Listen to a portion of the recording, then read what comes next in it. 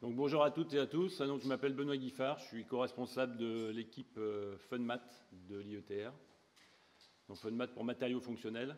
Donc je vais vous présenter les activités de l'équipe dans la thématique de la conversion d'énergie, stockage de l'énergie. Donc de l'équipe FunMat. Cette thématique se fait exclusivement sur le site de Nantes, Faculté des sciences de Nantes, de l'IETR. Il y a deux sites de l'IETR à Nantes, à Polytech Nantes et sur la Fac des sciences. Donc là, c'est les noms de tous mes collègues doctorants, postdoctorants, pas qu'à moi, et puis aussi de collègues du laboratoire Moltec-Anjou, situé à Angers, des chimistes. Donc, le sommaire de la présentation, je vais commencer par présenter le contexte de l'activité sur la thématique conversion d'énergie et stockage. Après, je vais parler des matériaux piézoélectriques, de l'effet triboélectrique, du couplage hybride, triboélectrique-piézoélectrique, de la flexoélectricité, du stockage de l'énergie avec des ferroélectriques, et puis je terminerai par une conclusion, et puis quelques perspectives d'études à moyen terme. Donc, le contexte de la thématique, c'est, en fait, on s'est intéressé il y a 10 ans environ dans l'équipe au développement de matériaux flexibles, donc à base de polymères, à matrice polymère, pour développer des microsystèmes électromécaniques. Donc c'était ça l'étude, l'intérêt de démarrer cette nouvelle thématique, parce que historiquement, l'équipe matériaux fonctionnels de l'IETR travaille surtout sur les matériaux pour des antennes accordables, des antennes planaires, donc matériaux diélectriques ou ferroélectriques, avec lesquels on peut moduler leurs propriétés diélectriques et donc accorder l'antenne. Donc c'était surtout dans le domaine de l'hyperfréquence que ça se présentait, du point de vue bien sûr des dispositifs antennaires. Donc là on est parti plutôt sur des choses basse fréquence et donc développer des films à base de polymères ou sur substrat polymère pour faire des matériaux électroactifs donc, qui ont une aptitude à la conversion d'énergie mécanoélectrique ou électromécanique dans les deux sens, qui sont bien sûr intéressants dans un vaste domaine d'application que vous connaissez bien, les capteurs autonomes sans fil, les textiles intelligents pour le contrôle, le suivi de la santé de la personne, le contrôle de santé des structures, tout ce qui est structure dans le génie civil, aéronautique, et puis donc des applications médicales. Donc c'est des matériaux, on s'intéresse à des matériaux électroactifs qui spécifiquement peuvent assurer une conversion d'énergie électromécanique ou mécanoélectrique.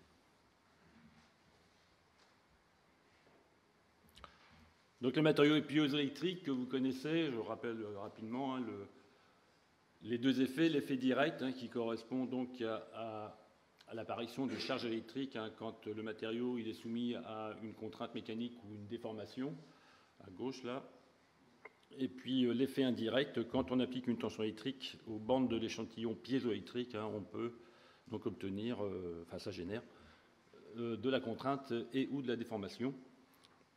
Donc cet effet indirect va permettre de fabriquer des actionneurs et l'effet direct des capteurs ou des microgénérateurs utilisant l'effet piezo. Donc vous avez à droite sur le transparent la structure cristalline du plus célèbre des matériaux piézoélectriques qui est utilisé dans l'industrie dans de nombreux domaines depuis de nombreuses années. C'est le zirconotitanate de plomb, abréviation PZT, donc vous voyez la structure cristalline. Donc c'est un matériau qui a été développé dans les années 60 et donc qui est utilisé dans beaucoup d'applications. Alors le problème, c'est qu'il contient du plomb. Dans une mole de PZT, il y a 207 grammes de plomb sur en tout 367, je crois, grammes. Donc c'est beaucoup. Donc c'est embêtant du point de vue environnemental, du point de vue de la santé.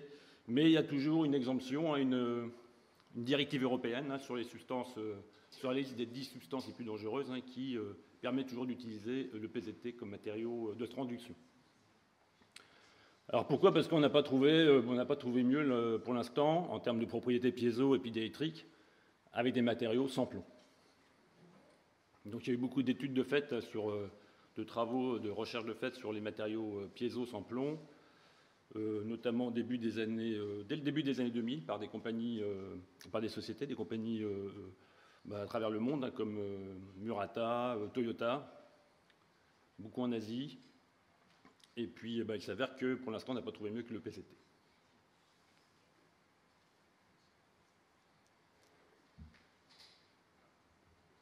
Donc les atouts des piézoélectriques, donc cette planche pour montrer, pour comparer, bon, c'est la comparaison un petit peu des fois parfois délicate, mais entre un haut-parleur électrodynamique et puis ce qu'on appelle un buzzer piézoélectrique, vous voyez la simplicité hein, du buzzer piézo là, que vous avez ici. Voilà, c'est juste une rondelle de laiton sur laquelle est positionnée une couche épaisse de PZT, et ça permet de générer de l'acoustique. C'est beaucoup utilisé dans les jouets et on voit la simplicité par rapport au parleur électrodynamique hein, qui nécessite, comme vous savez, un aimant, une bobine. Et puis, donc, la coque du haut-parleur. Donc, à droite, par exemple, vous avez les haut-parleurs de la société Gallo, hein, pour illustrer, qui utilisent le film piézoélectrique polymère PVDF. Donc, ça, c'est des haut-parleurs, paraît-il, de haut de gamme. Et vous avez aussi un haut-parleur miniature de la société U-Sound qui est donné ici en bas. Initialement, c'est des chercheurs de ST Microelectronics hein, qui ont développé ce système. Donc un micro-haut-parleur, notamment pour les prothèses auditives. Donc le buzzer piézoélectrique, très simple, avec des éléments piézoélectriques collés directement sur le laiton, et ça c'est disponible chez Farnell ou chez Radiosphere pour quelques centimes d'euros seulement. Et on le trouve notamment dans les jouets, ça. Donc le matériau est intrinsèquement actif, donc le système est simple. Il assure à lui tout seul la conversion électromécanique. Donc là, vous avez aussi un autre intérêt des piézos, c'est qu'il y a beaucoup de familles de matériaux et donc de nuances, de grades. Et donc voilà, c'est adapté à de nombreux besoins spécifiques, hein, de use case, de cas d'étude ou cas d'utilisation. Vous avez les céramiques massives, les monocristaux, les fibres et les films polymères, notamment les 4 grandes familles de piézos.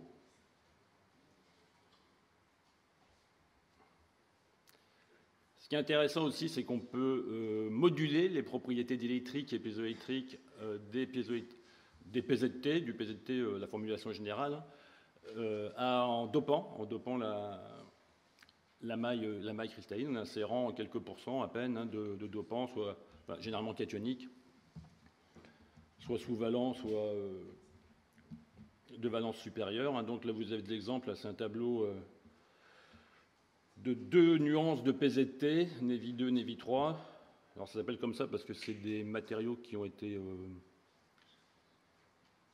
développés aux États-Unis pour la marine américaine. Donc vous voyez, on peut moduler donc les propriétés diélectriques et puis également le coefficient piézoélectrique longitudinal et le facteur de couplage électromécanique.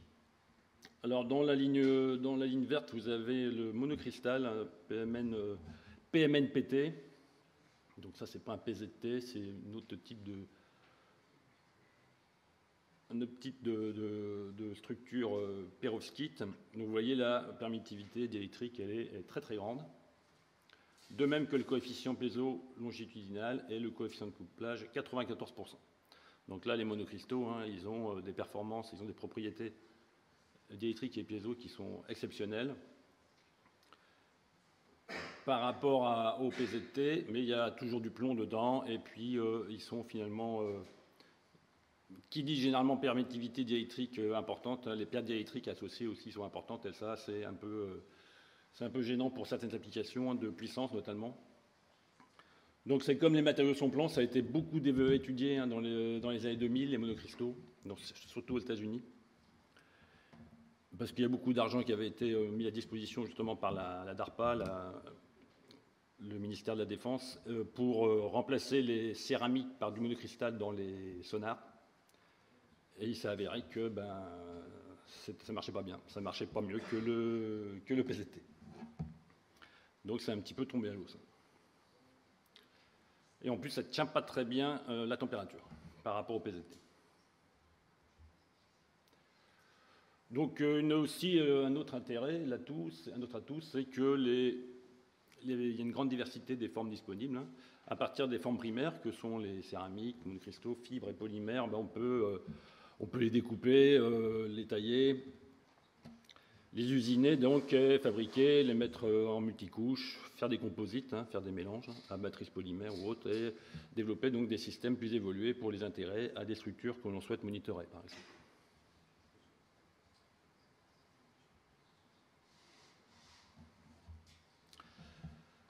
Donc j'en viens maintenant à la grande thématique hein, qui est développée dans l'équipe FONMAT au niveau des piézoélectriques flexibles. Alors flexibles, pourquoi? Parce qu'on va chercher à travailler, on va se donner la gamme en dessous de 100 Hz. Donc là, c'est pour faire de la récupération d'énergie vibratoire dans l'optique d'alimenter hein, des capteurs communicants hein, dans le contexte de l'Internet des objets. Donc vous savez très bien hein, qu'il y a une prolifération des capteurs, hein, que ce soit dans le milieu industriel ou dans le bâtiment intelligent, la ville intelligente, etc. Donc il faut les alimenter et donc idéalement c'est ce qu'on voit ici hein, sur le petit schéma qui représente un nœud de capteur. Ben, voilà, le capteur il va collecter la grandeur physique hein, et puis par contre il va falloir l'alimenter ce capteur, donc généralement c'est avec une batterie ou un accumulateur. Mais idéalement, si on peut récupérer l'énergie ambiante issue de l'environnement, ça c'est idéal. Ça le rend complètement autonome, ça évite le remplacement de la batterie. Les capteurs étant parfois disséminés hein, sur de longues distances ou alors difficiles d'accès. Hein, le contrôle de santé des infrastructures de génie civil, les ponts, les voies ferrées, c'est pas toujours évident et ça c'est coûteux. Donc le capteur, il récupère l'information issue du milieu environnant, température, humidité, accélération. Il y a une étape de redressement avec un convertisseur AC/DC et puis unité de transmission. Hein, il va transmettre l'information à une station de base hein, via des protocoles de communication standard, vous connaissez, qui sont donnés ici. Donc encore un petit schéma en bas, là où on a l'énergie ambiante récupérée par un système de piezo et puis les ponts redresseurs. Une capacité de stockage, hein, parce que généralement, souvent, il faut stocker de l'énergie dans une capa dédiée avant d'alimenter pour le capteur pour qu'il fonctionne en mode intermittent. C'est-à-dire qu'il fasse sa mesure, mais pas tout le temps, et puis après il se met en veille. Schématisé également, là, pour le capteur de température, ici. Différents capteurs de température hein, qui vont envoyer l'info à l'émetteur. Au récepteur, pardon.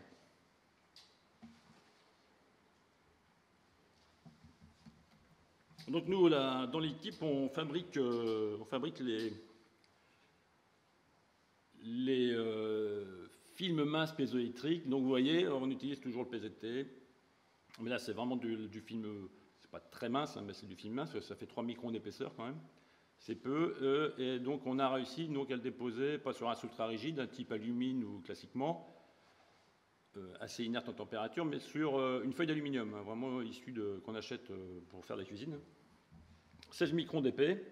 Donc vous voyez le protocole de l'aberration. On dispose d'une petite salle blanche sur le site de l'UFR Sciences de l'Université de Nantes. Donc ce qui est intéressant ici, c'est que tout se fait par voie, c'est un process chimique. Alors c'est intéressant parce que ça permet d'avoir un budget thermique qui n'est pas trop élevé. Donc voilà, rapidement, hein, on va prendre de l'acétate de plomb qu'on va mélanger à du propoxyde de titane et de zirconium. Donc là, ça y est, on a les 3 éléments, hein, plomb, zirconium, titane. On ajoute de l'éthylène glycol pour plastifier l'ensemble, pour éviter les craquelures. Et on fait ce qu'on appelle un dépôt avec, ici, une tournette, ou un spin coater en anglais. Et donc on va déposer la solution et on va traiter seulement à 650 degrés pendant 2 minutes. Donc ça, c'est assez peu hein, par rapport à la fabrication d'une céramique massive ou même d'un monocristal. Le tirage d'un monocristal, c'est très très long, c'est plusieurs jours, et puis voilà, le budget thermique il est grand. Et pareil, le fritage d'une céramique, c'est 1300 degrés hein, pendant 5-6 heures. Quoi. Après avoir fait l'étape de réaction où c'est déjà 900 degrés pendant 6 heures. Donc voilà, c'est pas du tout le même budget. Après, c'est pas la même application. Ben voilà, donc on arrive à cette photo de film PZT, c'est ce qui est un peu verdâtre, là, sur le substrat d'aluminium. Donc voilà, ce qui est intéressant, c'est qu'on peut le conformer dans la limite de ce que peut supporter une feuille d'alu. Hein. Vous voyez bien ce que ça peut plier, hein, ça peut froisser, donc c'est pas... Faire attention quand même. Ça, c'est torsadé autour d'un stylo. Et le matériau est déposé dessus. Donc là, il y a 3 microns, sachant qu'on dépose au spin coater 300 nanomètres par 300 nanomètres. Donc il faut répéter l'opération.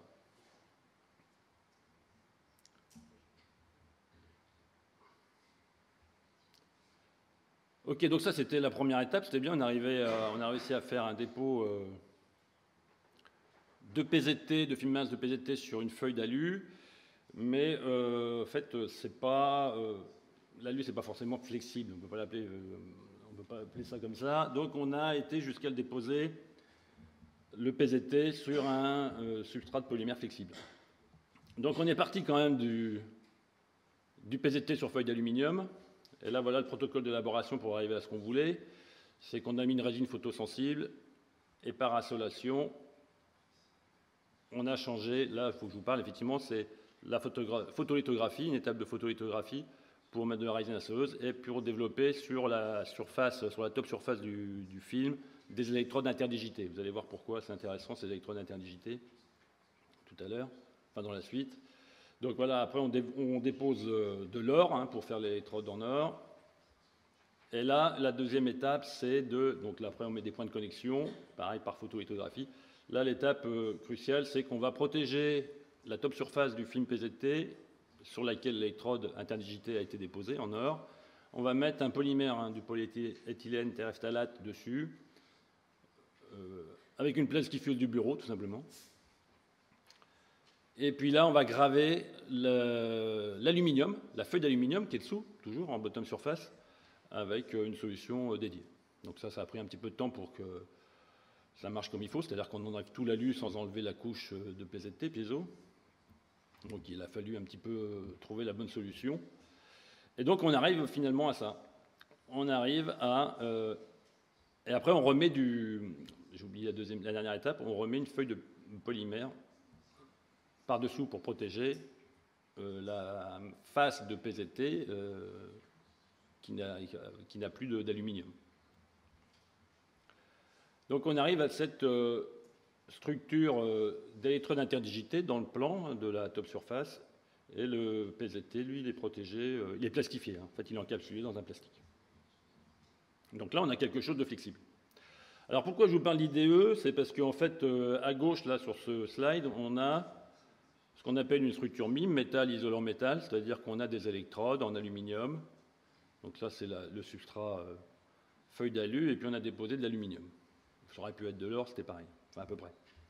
Alors c'est quand même un métal noble qui ne s'oxyde pas. Donc quand on est dans cette configuration-là, la capacité de l'échantillon, c'est 150 nanofarad. Quand on enlève le substrat métallique d'aluminium et qu'on remplace par le polymère comme substrat, et on structure des électrodes interdigitées avec le protocole d'élaboration précédent, la capacité c'est 25 picofarads. Alors on diminue la capacité on divise par 6000 la capacité. Pourquoi c'est intéressant? C'est quand on fait de la récupération d'énergie et qu'on a ce petit schéma électrique équivalent hein, d'un générateur piezo avec une source de courant, une capa en parallèle, on voit bien que la capacité, hein, si elle est faible, c'est drôlement plus intéressant. Si la capa est élevée, c'est pénalisant.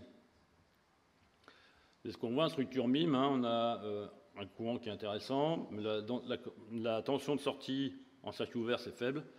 Et on retrouve, en Pmax, on a 40 nanowatts, alors que si on est en structure IDE, on a 1,5 microwatts.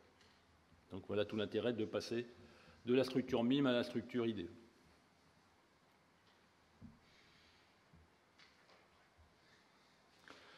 Donc on se retrouve avec, ici à gauche, là c'est le PZT déposé sur substrat polymère, sans électrode interdigitée dessus.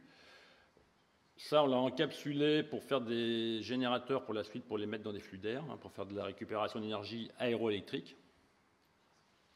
Donc c'est ce qu'on appelle un cantilever, hein, c'est une poutre encastrée libre, en configuration encastrée libre à une extrémité.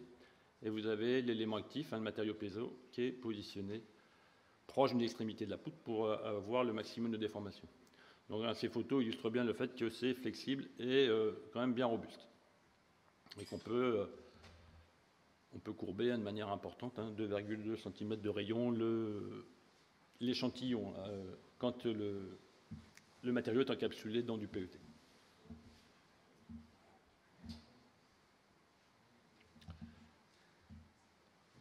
Donc voilà l'expérience qui nous permet de caractériser le microgénérateur ainsi formé en configuration cantilever, un petit schéma de la soufflerie, c'est une soufflerie de paillasse en fait, dont on dispose à la Fac des Sciences à Nantes. Et vous avez donc le vent qui arrive là, une petite photo du dispositif. Vous avez les microgénérateurs. En fait, il y a un générateur de chaque côté de la poutre en PET. Et il y a 2 poutres. Là. Donc ça fait 4 générateurs qui sont mis en parallèle. Le vent arrive là. On met un bluff body. Bluff body, c'est un obstacle en polystyrène. Donc c'est intéressant. On a fait plusieurs essais sans obstacle, avec obstacle devant ou carrément à l'extrémité du microgénérateur. Et c'est la configuration, ce qu'on appelle galloping, en mode galloping, qui est celle-ci, qui est la plus efficace. Ça rajoute en plus une masse à l'extrémité, donc ça permet de faire fonctionner mieux le dispositif à basse fréquence. Donc ça, voilà, le bluff body génère des turbulences, des vortex qui vont bien. Moi, voilà, c'est pas trop ma spécialité, mais la conversion est plus efficace dans cette configuration. C'est ce qu'on voit d'ailleurs sur la figure de gauche. Là, là c'est quand il n'y a pas d'obstacle. Là, quand on met un obstacle devant, mais qu'il n'est pas attaché à la poutre en PET, puis là, c'est quand il y a l'obstacle, comme vous y avez sur la photo précédemment. Donc, il y a les signaux de tension aux bornes d'une résistance de charge de 100 MΩ ici, en fonction de... C'est pour un vent de 8 mètres par seconde. Les 4 générateurs fonctionnent de manière équivalente. Et donc là, on a en bas la courbe qui donne la puissance en fonction de la résistance de charge. Donc on voit bien qu'il y a une résistance de charge optimale comme attendu quand on a écrit l'expression de la puissance à partir du schéma électrique équivalent. Et donc on voit bien que la puissance recueillie augmente avec la vitesse du vent. Et que ça colle avec la théorie. Donc le cas d'étude, c'est d'alimenter à l'aide de nos microgénérateurs et puis soumis à un flux d'air, un capteur de température sans fil comme j'ai décrit précédemment. Donc on voit le schéma en bas avec les générateurs piezo, le circuit de redressement, une capacité de stockage, un switch, un interrupteur après pour alimenter le capteur. Donc là, voilà l'état de charge. Donc on monte jusqu'à peu près 4,5 volts et puis là, on a la mesure de température et la transmission de l'information au récepteur. Et on voit bien l'état de décharge. Mesure 7 fois la température pour arriver vers à peu près 1,5 volts comme on voit ici. Là donc à droite vous avez différents temps entre 2 acquisitions.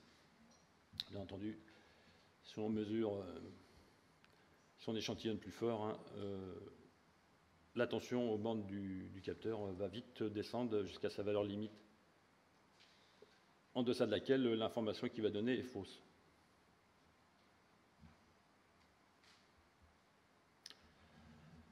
Alors ça, c'était dans le cadre d'une thèse, et le doctorant, il a fait un postdoc après, dans le cadre du projet ASSO, c'était alimentation d'un système de surveillance des ouvrages par le biais de l'énergie aéroélectrique.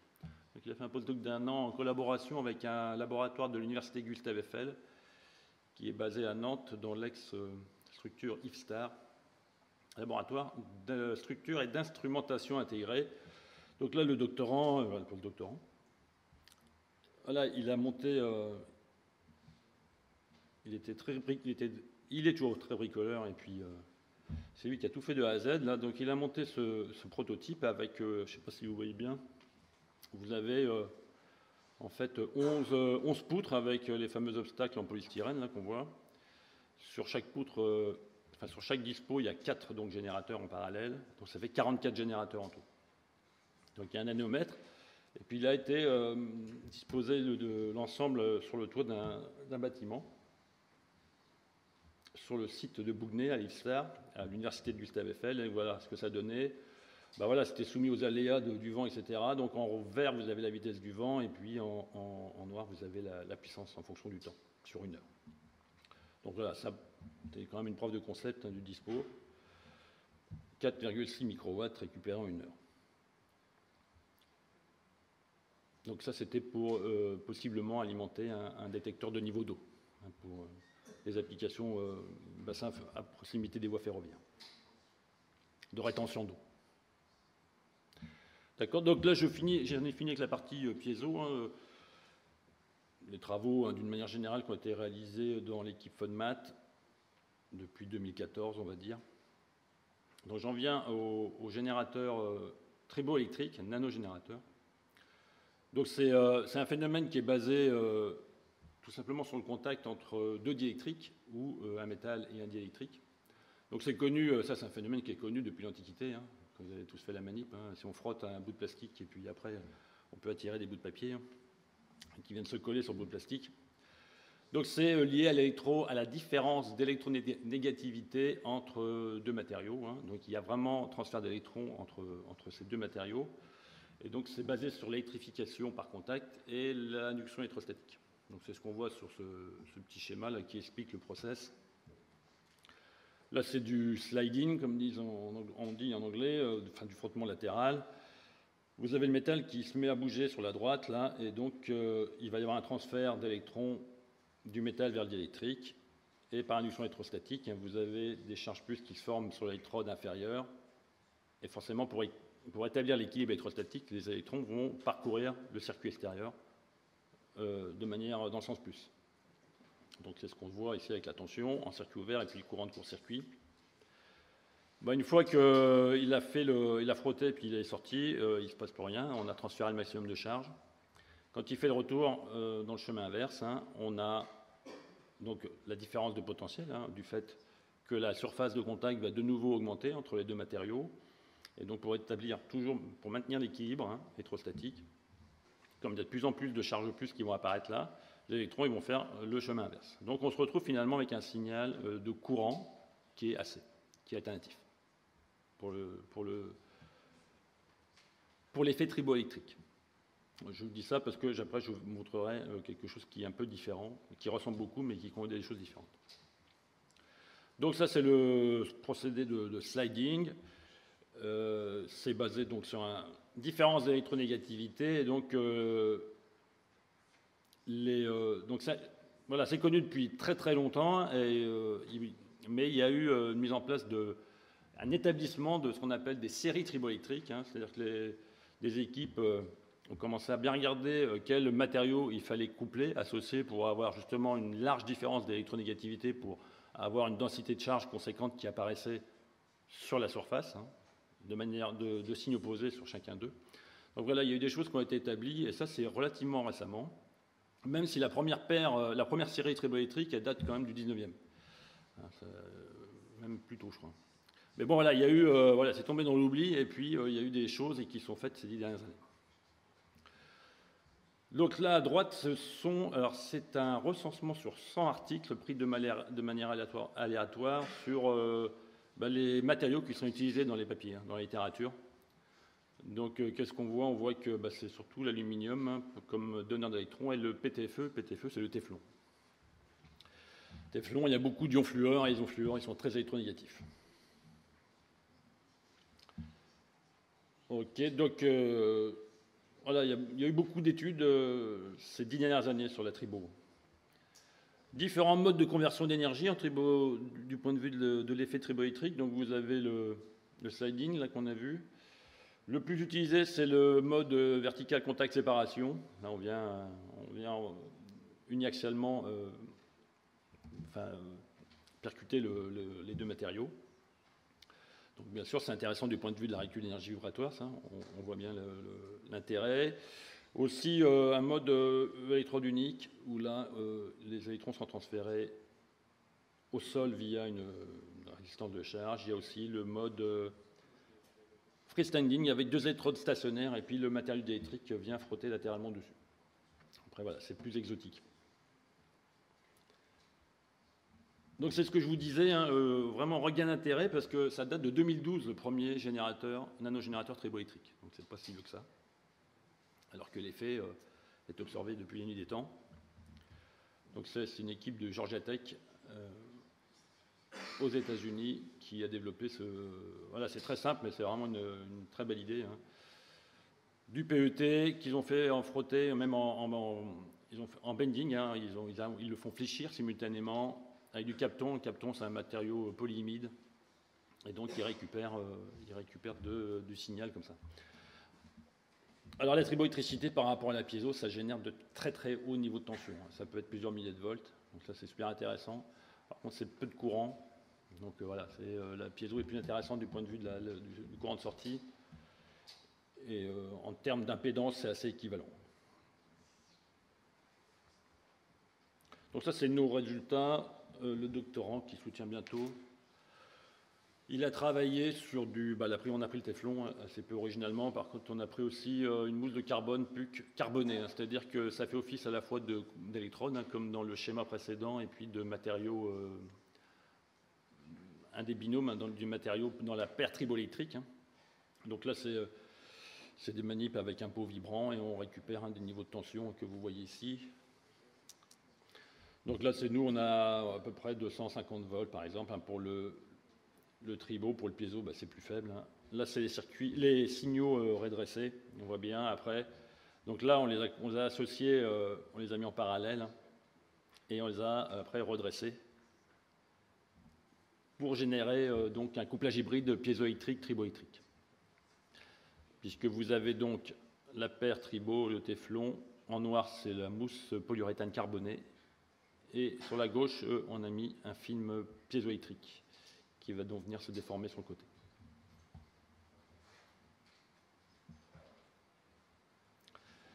Alors de la même manière, on a utilisé la petite soufflerie pour évaluer la récupération d'énergie aéroélectrique avec un système hybride. Donc là, pareil, il y a un obstacle, un block body qui est avec une forme particulière. Donc on s'est inspiré de la littérature. Et là, vous avez la partie noire, c'est la mousse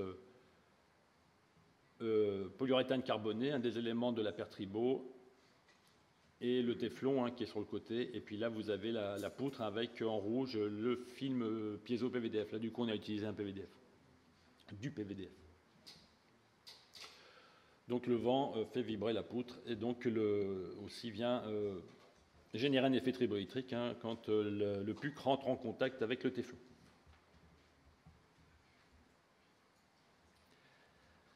Les courbes de courant, tension et puissance qui sont obtenues. Donc là, vous voyez, ça correspond aussi, ça ressemble beaucoup aux courbes de tension courant et puissance obtenues dans le cadre du système piézoélectrique en fonction du vent. Et donc là, vous avez ce petit tableau hein, qui permet de comparer finalement ce qu'on obtient en signaux de sortie si on connecte que les piézos, que la paire tribo 1 et la paire tribo 2, hein, comme vous voyez sur cette photo, et puis la puissance récupérée si on couple les deux de manière, on utilise le couplage hybride. Donc on a bien la somme des courants. Dans le cas de l'association parallèle, l'un des générateurs, et quand on est, par exemple, la tension de sortie, hein, on va pas dire que c'est l'effet tribo qui prédomine, mais ça contribue beaucoup quand même à l'amélioration de la puissance récupérée. Bon, pareil, là, c'est toujours très difficile de comparer avec la littérature, hein, parce que ça va dépendre de la forme du générateur, ça va dépendre de la fréquence d'excitation, de la force, etc. Donc voilà, on a une surface, on a divisé par la densité de puissance, hein, surface par fréquence, par hertz. Et bon, c'est au niveau de l'état de l'art hein, des peu de travaux qui ont été réalisés et qui sont comparables. C'est-à-dire utilisation hein, du vent, du flux d'air hein, pour ce type de dispositif hybride.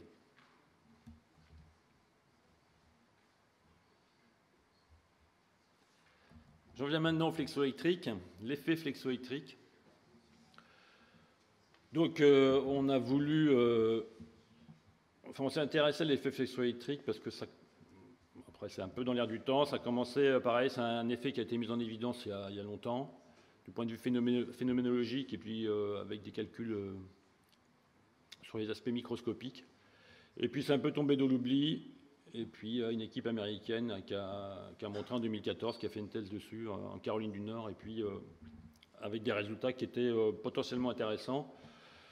Et donc, nous, on s'est demandé ce qui se passait dans les polymères, et puis toujours dans l'idée de faire des choses flexibles, et là, du coup, tout polymère. Parce qu'avant, quand même, c'est du composite. Hein. C'est du PZT, des films PZT dans des films... encapsulés dans des films PET ou déposés sur des films, sur des substrats polymères. Non, il y a quand même le plomb. Donc, si on veut comparer avec la littérature, le matériau piézo flexible tout polymère, c'est le PVDF, hein, avec des copolymères et des terpolymères associés, mais c'est vraiment le matériau de référence pour la détection.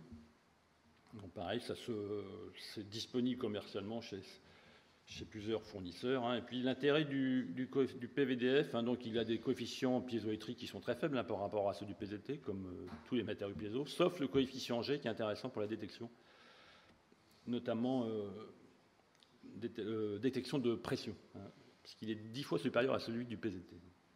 Donc ça, il faut quand même noter que c'est un de ses atouts. Alors donc la flexoélectricité, c'était pas mal comme alternative à la piézoélectricité dans les polymères. C'était une raison supplémentaire pour qu'on s'y intéresse, parce que c'est en fait, c'est la flexo, c'est de la piézo sans piézoélectricité. C'est de la piézoélectricité apparente. Donc relativement peu étudié, sauf que voilà, ces dernières 10 années, il y a eu un revival. Et puis il y a aussi, il a été aussi mis en évidence un size scaling effect, un effet d'échelle, hein, du point de vue de la dimension, parce que, comme vous allez voir dans le slide suivant, la flexo et l'effet flexoélectrique augmente quand la dimension du matériau du dispositif diminue. Et ça, ce n'est pas du tout le cas de la piézo. Donc voilà, il y avait un intérêt pour les capteurs miniatures et puis possiblement pour de la récupération d'énergie. Donc la flexoélectricité, effet direct, parce qu'il y a un effet indirect également. Donc c'est, comme on voit ici, hein, j'ai plus ma souris. En haut, enfin à gauche, en haut, la polarisation électrique, elle est induite par un gradient de déformation. Donc vous avez grand S, c'est la déformation, et puis donc là, petit x, hein, c'est la coordonnée. Le strain gradient. Donc là, vous avez à droite un petit schéma qui présente une structure cubique, cristalline. Donc c'est centrosymétrique. Le premier cube, hein, les centres de gravité plus et moins sont confondus. Là, quand on étire, ben, ça ne va pas changer, puisque c'est centrosymétrique au départ. Par contre, vous voyez, quand on induit un gradient de déformation, qu'on ne déforme pas de la même façon en haut et en bas, on va décaler les barycentres, et là, c'est bon, on obtient un dipôle. Donc c'est ça l'idée de la flexo. Donc le gradient de déformation, en plus, c'est super simple à générer quand on courbe, quand on fléchit une structure. Vous avez un matériau électrique, par exemple, vous le tordez, vous le fléchissez, il va y avoir un gradient de déformation dans le sens de l'épaisseur. Extension à la top surface et compression à la bottom surface. Donc ça induit une polarisation dans le matériau. Et en plus, dans le cas de la flexion, hein, du bending, le gradient de déformation, c'est ni plus ni moins que la courbure locale. Donc la polarisation flexoélectrique, c'est mu fois la courbure locale, directement en relation de proportionnalité. Donc ça, c'est drôlement intéressant pour faire du capteur de courbure direct. Hein, le piézo, il y a plein de capteurs de déformation piézoélectrique, hein, mais il faut connaître la position du piézo dans la structure que vous monitorez, hein, que ce soit dans aéronautique ou autre. La déformation dépend de la position dans l'épaisseur du matériau. La courbure, non. Hein. Si vous tordez une poutre en acier de 1 cm d'épaisseur, le rayon de courbure, ou la courbure, le rayon de courbure sera toujours beaucoup plus grand que l'épaisseur, donc ça ne joue pas.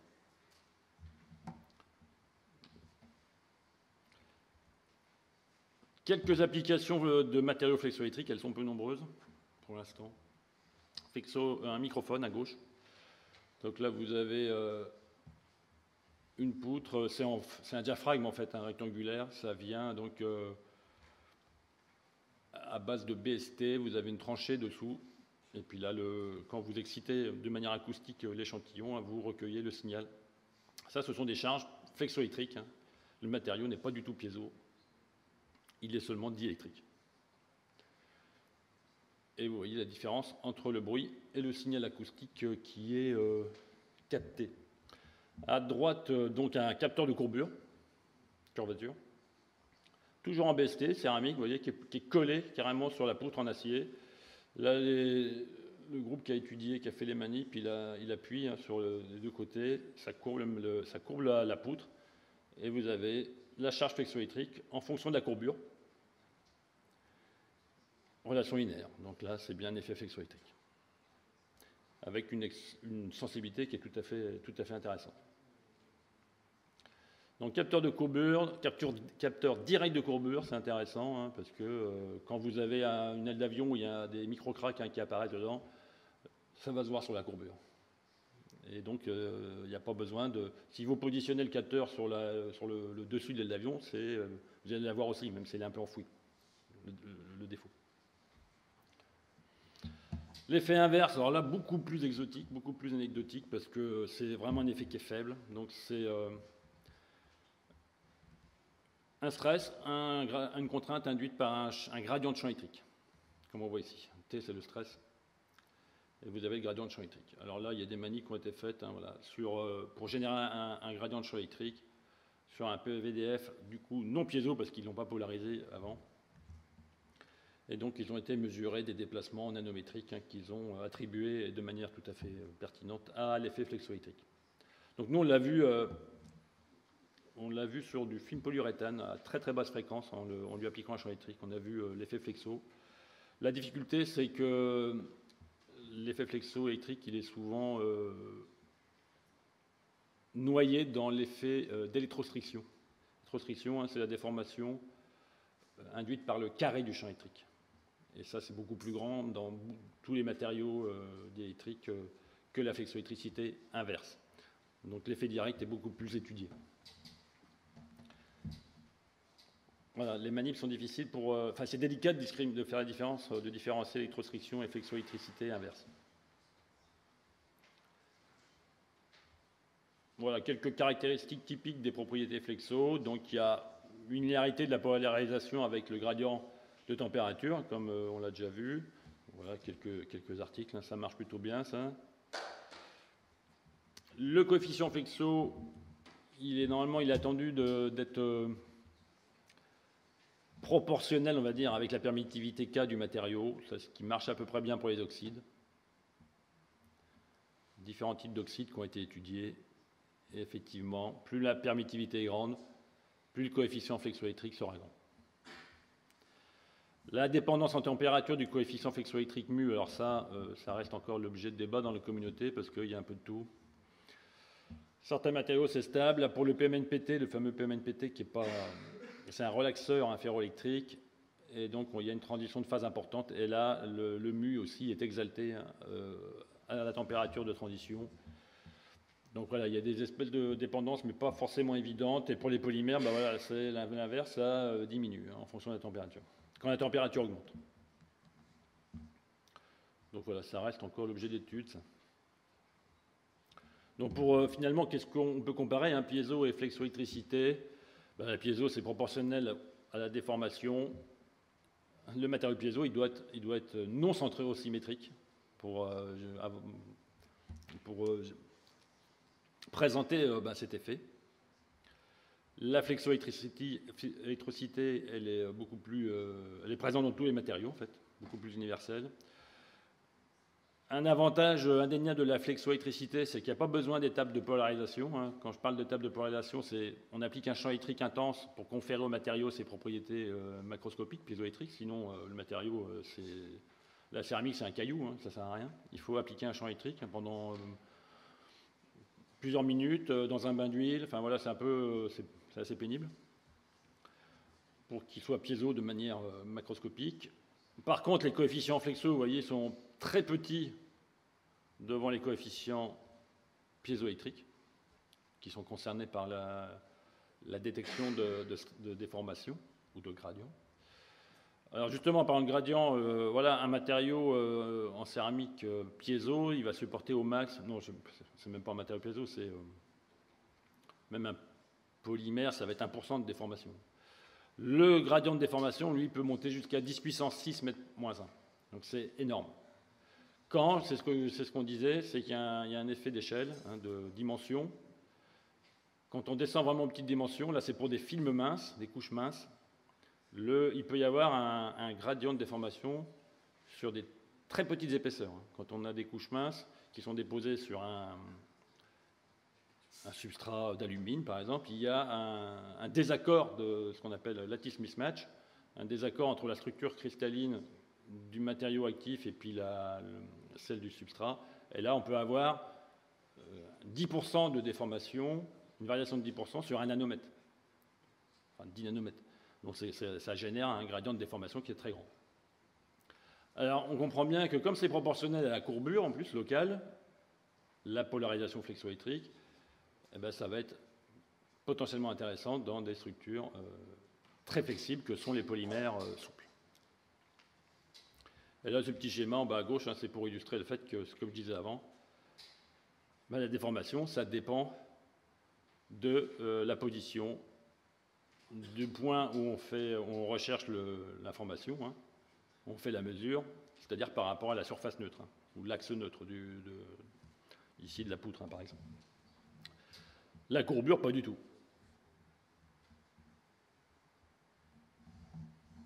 Les matériaux flexoélectriques, les quelques valeurs de coefficients. Donc la céramique BST, il n'y a pas de plomb en plus, c'est très bien, 100 000 nanocoulomb par mètre. Et voilà, on voit qu'il y a des grandes valeurs de coefficients flexoélectriques et puis que la permittivité aussi, hein, comme on disait, elle est aussi importante. Les polymères, ben voilà, c'est beaucoup plus faible. Polymères diélectriques, de 30 nanocoulomb par mètre. Et en plus, il y a beaucoup moins eu d'études, hein, de la flexoélectricité dans les films polymères. Donc nous, bon, il y avait déjà des études sur les polymères, on voulait voir si on ne pouvait pas augmenter le coefficient flexoélectrique, hein, de ces polymères, qui est de l'ordre de 40 nanocoulomb par mètre. Et avec Moltke-Anjou, les collègues d'Angers, on a eu l'idée de travailler sur les polymères semi-conducteurs. Et on est parti sur un système qui est bien connu, c'est le PEDOT, c'est polyéthylène dioxytophène, qui est schématisé, hein, sa structure chimique est ici à gauche. Donc l'idée de base, c'est on va exploiter la polarisabilité importante, hein, que ce soit électronique ou ionique, hein, des systèmes à base de thiophène pi conjugué. Hein. Pi conjugué, ça veut dire qu'il y a des fameux cycles aromatiques, hein, sur lesquels les électrons peuvent se délocaliser, et puis aussi les électrodes, hein, du soufre, qui rendent le matériau hautement polarisable. Donc le BEDOT, hein, c'est pas nouveau, hein. C'est disponible commercialement aussi, ça a été développé, je ne sais plus, enfin voilà, ça fait partie des 3 grands semi-conducteurs en polymère, hein, le PEDOT, le polypyrrole, la polyaniline, qui sont utilisés de manière industrielle, enfin pour des applications quand même spécifiques. Et donc on a travaillé aussi avec le PEDOT PSS, c'est un mélange, hein, c'est un blend de PEDOT conducteur et de PSS, hein, qui est lui isolant. Alors lui par contre il est drôlement intéressant parce qu'il permet de le rendre processable en solution, le PEDOT, ce qui n'est pas du tout le cas. Le PEDOT tout seul, c'est assez pénible, on ne peut que le déposer de manière électrochimique. Donc on ne peut pas faire ce qu'on veut au niveau de l'épaisseur, on ne peut pas le déposer n'importe où, etc. On ne peut pas faire du freestanding, on ne peut pas faire des films comme ça. Donc ça a été une grande avancée, hein, c'est de mélanger le PEDOT avec le PSS pour le rendre dispersable en solution aqueuse, c'est pas rien quand même du point de vue green, hein, environnemental, puisque le solvant c'est l'eau. Et donc il y a un arrangement entre les deux chaînes polymériques, et qui fait que voilà, c'est ce qu'on voit les plus, ça fait ça dépend du degré d'oxydation du PEDOT, etc., mais ça fait des bipolarons, et il y a eu des tas d'études de fait sur le PEDOT PSS. Ça a été inventé par Bayer, la compagnie allemande, hein, Il travaillait avec ACFA, la société là, qui faisait des revêtements antistatiques. Et ils ont mis au point ce mélange de polymères hein, qui est maintenant utilisé dans de nombreuses applications, que ce soit en optoélectronique, parce que ce qui est bien, c'est que le P2 PSS, il est transparent, il est bon conducteur. Il y a eu plein d'études pour augmenter sa conductivité. Ça peut aller jusqu'à plusieurs milliers de Siemens par centimètre, hein, donc c'est pas rien. Hein. Ça remplace, alors c'est hyper intéressant pour les gens qui font des cellules solaires organiques pour le photovoltaïque, parce qu'ils remplacent, ça leur permet de remplacer l'ITO. L'ITO c'est transparent, c'est conducteur, mais sauf que c'est de l'indium, de l'étain. Donc c'est pas sympa. Et là, on ne peut pas faire du flexible avec ça. Ou alors ça coûte très cher. Mais là, ils ont remplacé par du P2 PSS qui est semi-transparent. Et très bon conducteur. Si on fait un petit peu de chimie dessus. Donc là, on l'achète, nous, hein, on n'est pas chimiste. Hein, et puis, bon, même si on travaille avec Moltec en jour. Mais on met en forme les matériaux, donc c'est disponible commercialement de P2 PSS avec différents rapports de P2 PSS. Ça coûte très cher, par contre, c'est toujours un souci. Ça. Et voilà. Et donc, on peut moduler la conductivité par des solvants secondaires, etc., des méthodes d'élaboration un peu différentes. Donc, ça se présente comme ça, schématiquement. Il y a des grains qui sont riches. Le cœur est riche en pédote, conducteur, et puis entouré par une gangue de PSS plutôt isolante, mais qui permettent de mettre en solution. On voit à droite aussi un petit schéma qui montre les chaînes PSS, chaînes pédote, hein, avec les macrodipoles hein, qu'on peut schématiser ainsi. Donc là, pour la flexoélectricité, ça nous a paru intéressant parce qu'on a fait quelques essais, ça marchait plutôt bien. Donc le pédote, c'est un polymère P-type, hein, semi-conducteur. Donc la flexo, c'est intéressant parce qu'on va augmenter le transport électronique, la mobilité ionique, la présence de contre-ions. Un contre-ion, c'est le PSS-, P2+, PSS-. Donc voilà, ça fait des doubles couches électriques. Il y a différents types de polarisabilité, de polarisation qui sont dans le matériel. Donc les films polymères, bon, ils déposent pour faire la mesure de coefficient mu, on dépose sur une électrode de forme de poutre en inox. Alors soit par électrodéposition, donc ça concerne le pédote, mais ça marche moins bien, parce qu'on est limité, on ne fait pas ce qu'on veut en épaisseur, etc. Là, sinon on fait du drop casting.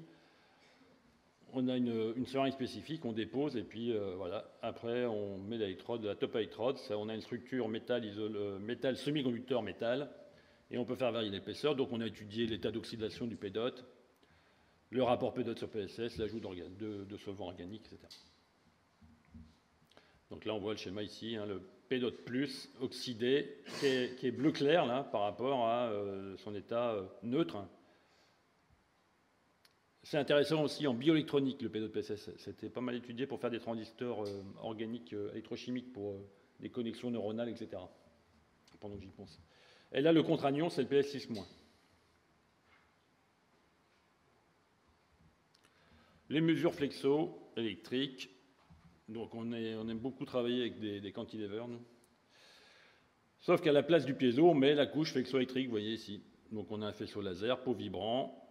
Donc on excite mécaniquement, et puis avec une petite équation hein, de l'Herbert-Nouilly, si on fait attention à respecter les hypothèses, on peut remonter à la courbure, et donc si on remonte à la courbure, et qu'on mesure avec un ampli de courant la réponse flexoélectrique, donc on pourra remonter au coefficient mu. Donc on a vu que ça marchait bien, on a fait des petites modifications aussi du pédote, on s'est rendu compte qu'il fallait augmenter, mais de manière modérée, la conductivité. On sent bien qu'il fallait qu'il y ait une concentration de porteurs de charge et une mobilité suffisamment importante pour améliorer l'effet flexo. Donc on a rajouté par exemple du sucre, hein, du xylitol, hein, qui agit comme un plastifiant, puis un second dopant. Et puis on a aussi fait des rinçages spécifiques pour enlever Il y a toujours une couche de PSS isolante à la surface. Donc ça c'est plutôt néfaste. Donc on a réussi à l'enlever ça. Pour améliorer le coefficient flexo. Là, c'est des images de microscope par force atomique. C'est ce que je vous disais là. Petit schéma en coupe, là, la surface est rugueuse. Mais quand on arrive à enlever la région riche en surface, riche en PSS, hein, on voit bien que la rugosité, quand c'est rincé, hein, R pour rincer, elle augmente. de même que la conductivité dans le plan, hein, parce qu'on a enlevé tout ce qui, enfin, pas tout, hein, mais on a enlevé la couche isolante de PSS. Ok, l'amélioration du coefficient flexo P2 de PSS. Donc là, à gauche, hein, c'est vers 10 microcoulombs par mètre, c'est déjà énorme hein, pour un polymère. Ça, c'est le P2 de PSS non traité, puis on arrive à 25 microcoulombs par mètre pour le P2 de PSS, hein, qu'on a un petit peu traité. Ce qu'on appelle des soft treatments, ça, c'est vraiment...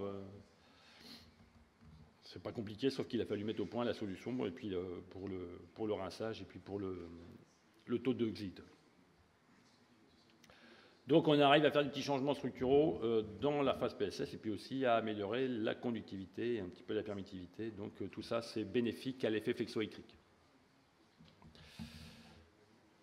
Donc là, on est passé aux matériaux sans support, freestanding. Donc on a enlevé le substrat d'inox hein, pour pouvoir faire subir des courbures importantes aux matériaux et voir ce qui se passe. Donc on a encapsulé de la même manière que le piezo précédemment. Donc voilà, le film P2PSS en noir avec des électrodes d'or. Donc on a mis au point une petite manip pour travailler aussi à basse fréquence, là, puis on voit qu'on arrive. On a le courant flexoélectrique hein, qui est en fonction de la courbure, tout à fait linéaire, donc c'est cohérent avec la polarisation, hein, linéarité de la polarisation. Donc le courant flexoélectrique, il peut mesurer, en fait, il est proportionnel jusqu'à 62 mètres moins 1. Donc on voit un petit peu la courbure que ça représente là. On change les rouleaux là, et on mesure le courant quand un moteur translate horizontalement le rouleau. Et on change le diamètre, donc on change la courbure. Donc ça, c'est le coefficient flexoélectrique en fonction de la fréquence. On voit qu'il chute par contre drastiquement, mais voilà, il reste quand même très élevé, hein, puis ça nous permet finalement de générer un capteur de courbure, de très grandes courbures. Hein. Jusqu'à voilà, 62 mètres moins 1, hein, c'est pas rien. Et puis en termes de coefficient flexo, voilà, on a fait un classement schématiquement, hein, donc on se retrouve vraiment avec le P2 de PSS qui est proche hein, des oxydes de grande permittivité.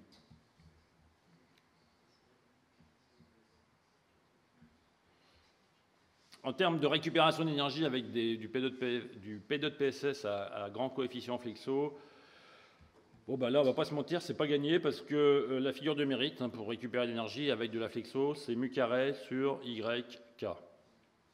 Mu carré, bon, c'est le coefficient flexo, Y c'est le module de Young, K c'est la permittivité. Donc là, mu est très grand, super, module de Young Y très bien, il est faible. C'est 400 mégapascal le module de Young du P2 PSS, le module élastique. Le PVDF c'est déjà 1 gigapascal. C'est pourtant un polymère qu'on appelle flexible. Par contre, la permittivité est trop grande, beaucoup trop grande.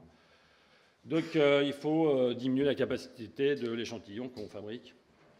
Il y a vraiment un compromis à obtenir. Donc là, voilà, c'est classiquement, on va augmenter l'épaisseur. On va structurer l'électrode, on va faire la segmentation d'électrode pour voir si ça ne peut pas descendre.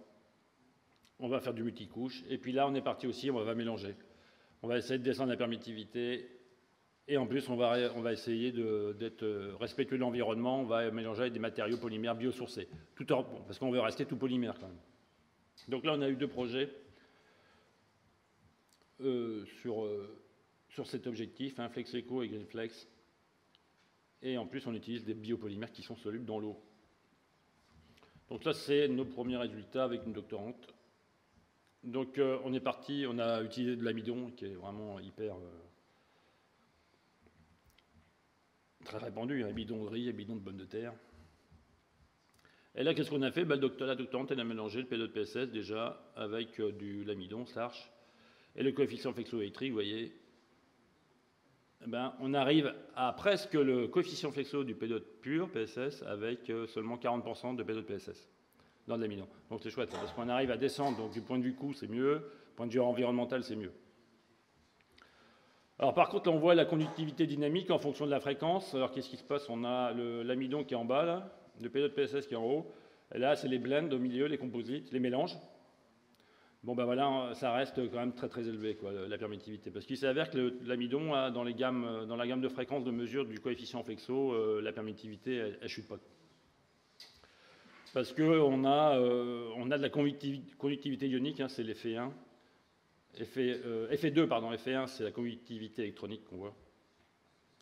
La conductivité ionique, elle est quand même relativement importante dans l'amidon. Est-ce que j'ai toujours du temps ou...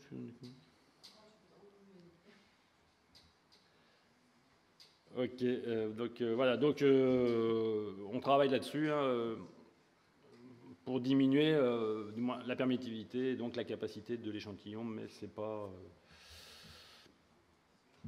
on continue quoi. Mais le coefficient flexo, il est là. Donc j'en viens au stockage de l'énergie dans les matériaux diélectriques. Donc là, c'est pas mathématique, mais c'est celle de collègues. L'idée, c'est de travailler, d'utiliser les matériaux diélectriques pour faire du stockage. Donc vous voyez les avantages, c'est pas mal par rapport au condensateur en termes de compromis densité de puissance et densité d'énergie. C'est tout solide en plus.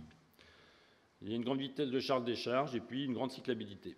Alors, par contre, la densité d'énergie, oui, je dis c'est pas mal, mais par contre, la densité d'énergie, c'est pas idéal. C'est plutôt faible. Donc voilà, l'objectif, c'est d'améliorer la capacité de stockage des diélectriques, des condensateurs électriques, mais en utilisant les matériaux qu'on développe dans l'équipe, à savoir des matériaux piézo, mais ça va plus loin, ils sont piézoélectriques, mais ils sont ferroélectriques ou antiferroélectriques. C'est-à-dire qu'ils ont une polarisation rémanente, même quand le champ électrique n'est plus appliqué. C'est le cas du PZT. Donc les collègues s'intéressent à quoi? Ils s'intéressent à optimiser l'énergie, la densité d'énergie, c'est-à-dire qu'ils regardent le cycle de polarisation en fonction du champ électrique, matériaux diélectriques linéaires, ferro, électrique à droite, en bas relaxeur ferroélectrique, et là, à droite, à gauche, en bas, pardon, l'antiferroélectrique. Qu'est-ce qu'il faut optimiser? C'est la surface bleue, c'est l'énergie restituée. Donc voilà, on voit tout de suite. Qu'est-ce qui est intéressant? Le ferro, voilà, c'est pas terrible parce qu'en fait, il y a un grand cycle, mais c'est des pertes. C'est l'énergie dissipée en rouge. Le diélectrique, c'est pas top non plus. Le ferro, ça pourrait être pas mal, mais ce qui est encore mieux, c'est l'antiferro. Vous voyez, la surface bleue est beaucoup plus grande par rapport au reste. Donc c'est là-dessus qu'ils vont travailler et aussi optimiser la rigidité diélectrique pour imiter les phénomènes de claquage. Donc c'est leurs travaux, ça on voit qu'avec un antiferro, zirconate de plomb, on a toujours du plomb, ils arrivent à une densité d'énergie de 10 joules par centimètre cube environ, et un rendement qui est tout à fait correct par rapport aux autres travaux qui sont issus de la littérature. Alors l'intérêt aussi, c'est qu'ils ont utilisé un substrat polycristallin, qui est beaucoup moins cher, mais vraiment beaucoup moins cher que le monocristal, dans les autres articles. Ok, donc il y a du plomb, donc ils vont chercher quand même à voir si, en utilisant du BaTiO3, donc sans plomb, ou des dérivés associés, un type avec du bismuth et du sodium, ils n'arrivent pas à faire des choses aussi à peu près équivalentes en termes de résultats intéressants. Et puis continuer à travailler sur les matériaux antiferro. Ok, donc là j'en viens à ce que je disais, les perspectives au début de la présentation.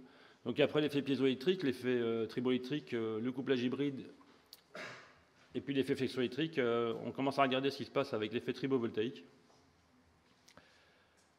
Et là c'est basé sur l'apparition d'une jonction Schottky à l'interface entre un métal, mais cette fois-ci il faut absolument un semi-conducteur, les Schottky. Alors, c'est encore plus récent, ça date de 2018, avec la découverte de cet effet tribovoltaïque avec le sulfure de molybdène. Donc, c'est du sliding à l'interface métal-semi-conducteur. Ça vient de quoi? Ça vient de la différence de niveau d'énergie de Fermi, ou autrement dit, de la différence de fonction de travail entre les deux matériaux. La fonction de travail, en gros, c'est l'énergie minimale requise pour arracher un électron du matériau. Donc ce petit schéma pour vous montrer comment ça fonctionne. Là, on fait du sliding avec le métal au-dessus du semi-conducteur. Il y a un champ électrique qui apparaît à l'interface et l'électron donc qui va parcourir le circuit extérieur pour aller compenser le déséquilibre de charge, donc ça se traduit par une tension en circuit ouvert unipolaire. Mais ce qui est intéressant, c'est quand ça revient dans l'autre côté, dans l'autre sens, donc il y a le courant là, mais le courant, il ne change pas de sens. Donc c'est super intéressant parce que c'est déjà redressé, c'est déjà rectifié. Donc c'est pour ça que ça, c'est pas mal. Et en plus, c'est à faible impédance de sortie par rapport au piezo ou au triboélectrique. Alors, voilà, il faut quand même une paire de matériaux, et il s'avère que le PE de PSS, il marche plutôt pas mal. Donc c'est pour ça que ça nous fait bien envie de regarder. Donc ça, c'est les travaux récents, 21. Du P2 de PSS qui tourne sur une pointe d'aluminium, et là, qu'est-ce qu'on voit? Ça, c'est la différence de work function, notre fonction de travail. La WF du P2 de PSS, c'est 5 électronvolts à peu près. Et qu'est-ce qu'on voit? Plus l'écart est grand, c'est bien ce qu'on vérifie, avec le delta phi. L'aluminium, c'est bien. Après, ça commence à aller moins bien. Cuir, fer, or, platine, ça marche pas bien parce que là, les fonctions de travail sont trop proches.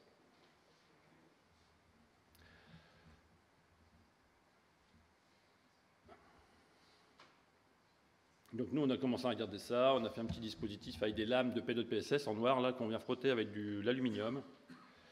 Et là, voilà. On retrouve des tensions et des courants. Tension en circuit ouvert, c'est le courant en court-circuit. Hein. Quand on fait des associations classiques, parallèles ou séries, on retrouve des pics unipolaires.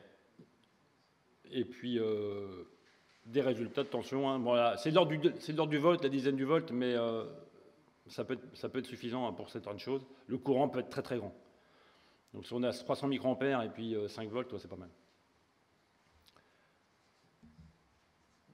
Donc on retrouve des résultats, voilà, au niveau à peu près de l'état de l'art. Donc là c'est. Alors oui, justement je parle de ça parce que je propose un stage de Master 2 sur le sujet. Il y a un troisième année, je crois. Hein. 2, êtes-vous intéressé?